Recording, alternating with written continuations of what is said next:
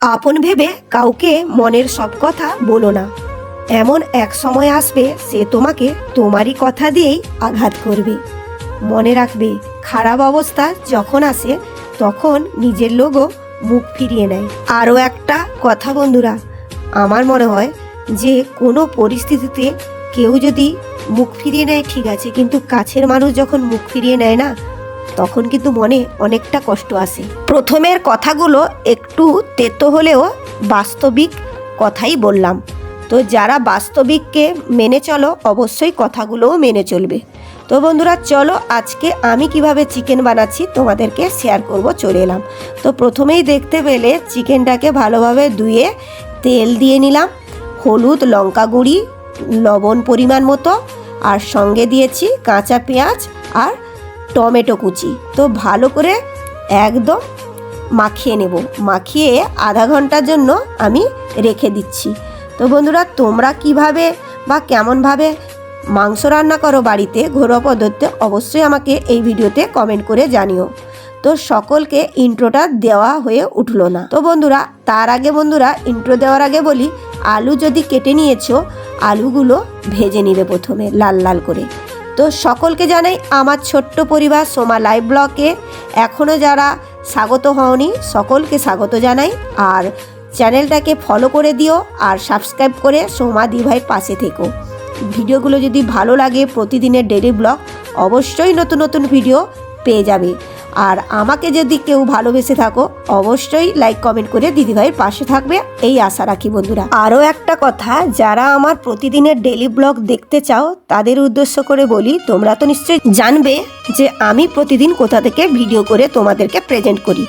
আমি বলে দিই, পূর্ব মেদিনীপুরের ছোট্ট গ্রাম কাঁথি থেকে 7 কিলোমিটার দূরে বাড়ি, মাজনা তাজপুর থেকে ভিডিও বানাই।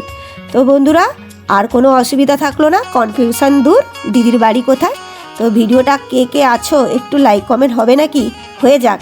তো দেখতেই পেলে আমি প্রথমে কড়াইতে তেল দিয়ে মশলাগুলো কাটাকুটি করে নিয়েছিলাম, সেগুলো একটু ভাজাভুজি করে নিচ্ছি। তোমরাও নিশ্চয়ই এইভাবে ভাজাভুজি বাড়িতে করে নাও। আর তারপরে বন্ধুরা ভালোভাবে লাল লাল করে ভাজা হয়ে এলে কিছু পরিমাণ হলুদ গুঁড়ি, লঙ্কা গুঁড়ি, সঙ্গে আর একটা মশলা দেব। ওই মশলাটা হচ্ছে মিট মশলা আর শাহি গরম মশলা। ওইটা দিয়ে ভালোভাবে একদম কষা কষা করে একদম তেল চিকিয়ে ফেলতে হবে ওই মশলাতে। তো আমি কিন্তু এইভাবে বানাই, আর তোমরা কে কিভাবে চিকেন বানাও অবশ্যই জানিও। তো রান্নাটা দেখতে থাকো, আরও একটু কথা বা গল্প হবে কি। তো বন্ধুরা তোমরা আমার কোন ভিডিও বেশি দেখতে ভালোবাসো সেইটা কিন্তু আমি জানতে চেয়েছিলাম, জানতে পরে অনেকে কমেন্ট করে জানিয়েছো দিদি তোমার ডেলি ব্লগগুলো খুব ভালো লাগে। তো বন্ধুরা তাই আজ একটা ডেলি ব্লগের মাধ্যমে চিকেন রান্না নিয়ে চলে এলাম, আর একটু গল্প করা যাক। তো ডেলি ব্লগের মধ্যে অনেক কিছুই পড়ে, প্রতিদিনের দৈনন্দিন কাজকর্ম এবং রান্নাবান্না। তো বন্ধুরা আমার ভিডিও যদি ভালো লাগে একটা লাইক করে দাও, আর পাশে কমেন্ট করো, আর ফলো না করেছো যদি করে একটু পাশে থেকো, ওকে। তো রান্নাটা করতে করতেই তোমাদের সাথে একটু গল্প করলাম। আমি কিন্তু নানা ধরনের ভিডিও দিয়ে থাকি, শুধু যে ডেলি ব্লগ বা রান্নার ভিডিও তাই নয়, কিছু কিছু ফেসবুকে ইনফরমেশনও দিয়ে থাকি। তো বন্ধুরা এখনও তোমাকে জিজ্ঞেস করছি তোমাদেরকে যে আমার কোন ভিডিও বেশি ভালো লাগে, যে ইনফরমেশনের ভিডিও না ডেলি ব্লগ, রিল ভিডিও না মিউজিক ভিডিও, কোনটা অবশ্যই জানিও এই ভিডিওর কমেন্ট বক্সের নিচে। তো বন্ধুরা এখন কিন্তু অনেক সহজ পদ্ধতিতে কিন্তু ফেসবুক থেকে টাকা ইনকাম করা যায়। তো বন্ধুরা কীভাবে তোমরা জানতে চেয়েছিলে, আমি ছোট ছোট ভিডিও করে কিন্তু দিয়েছি। তো ঠিক আছে, এখানেও বলে দিচ্ছি যে এখন তাড়াতাড়ি কিন্তু সব কিছু সেটআপ পাওয়া যাচ্ছে। আগে 60,000 ঘন্টা পূরণ করতে হতো, তারপরে রয়েছিল 5,000 ফলোয়ার্স।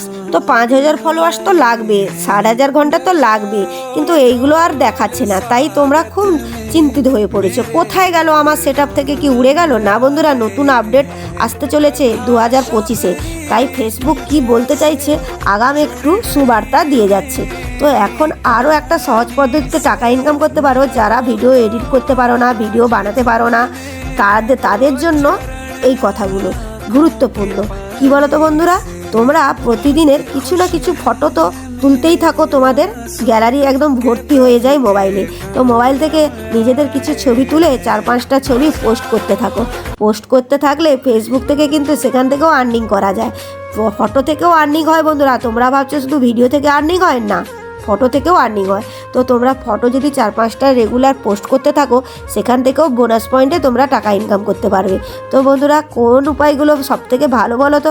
ফেসবুকে কিন্তু ইউটিউব থেকে আমি কিন্তু খুব ভালো উপায়গুলো দেখতে পাই।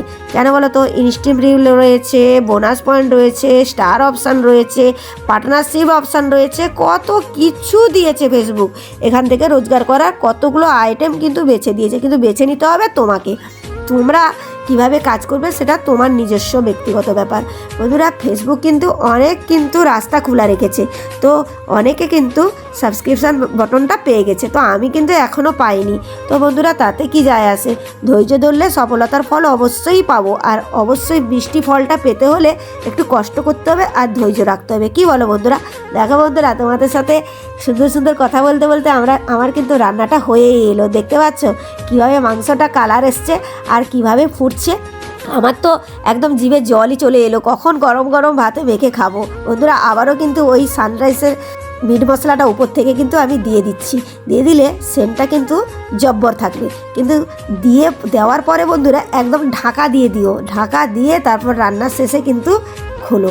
তো বন্ধুরা, ভিডিওটা যদি ভালো লেগে থাকে লাইক কমেন্ট করে দিদিভাইয়ের পাশে থেকো। একদম নিশ্চিন্তে কাজ করতে থাকো। যারা এখনও ভাবছো এখনও এই সোশ্যাল মিডিয়াতে কাজ করতে আসোনি, একদম চলে এসো।